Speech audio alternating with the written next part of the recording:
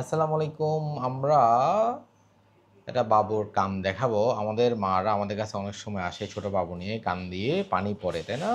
একটু কথা বলেন তো, বাবু কত কান কান দিয়ে কতদিন ধরে পানি পড়তেছে? 2.5 বছর। 2.5 বছর ধরে পানি পড়তেছে না? ওর কান দিয়ে একটু কথা বলি আমার সাথে, হ্যাঁ? ও রাখেন।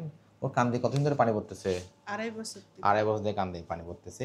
কান দিয়ে পানি পড়লে বাচ্চাদের কান দিয়ে পানি পড়ার প্রবণতা বেশি।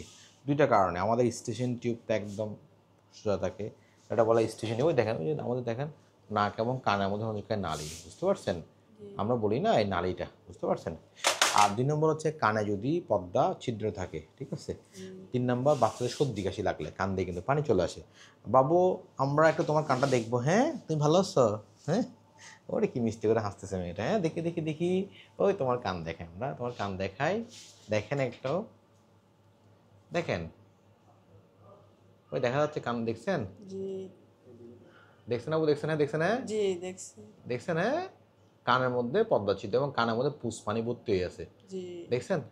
আবু দেখছেন? দেখছেন? হ্যাঁ, জি। একটু ভালো কান দেখে একটু তোমার বাবু, দেখি। দেখেন কত সুন্দর কানের পর্দা। এই কানের মধ্যে কিছু আছে? আপু, এই কানের মধ্যে কিছু আছে? নর্মাল না কানের পর্দাটা? জি। ফির ওই কানের মধ্যে কিন্তু পর্দা ছিদ্র। কানের মধ্যে যদি পর্দা ছিদ্র হয় কি হবে? সহজ কথাবার্তা, কান জি। দিয়ে পানি আসে। বউটি জিব্বাটা দাও, জিব্বাটা দাও। কান দিয়ে পানি আসে, কানে কম শোনে এবং মাঝে মাঝে শোঁ শোঁ করে। দেখুন এই বাচ্চারা একদম এখনো কান দিয়ে পানি ভর্তি, দেখছেন?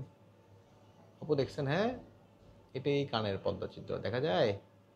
হুম, আপু দেখে বুঝছেন? বুঝছেন? হ্যাঁ, জি বুঝছি। নিয়ম মানতে হবে। 3টা নিয়ম, সোজা কথাবার্তা। কানে পায়ে ঢোকানো যাবে না, পুকুরে গোসল করা নিষিদ্ধ, ঝর্ণা নিষিদ্ধ, গোসল করবে কি দিয়ে?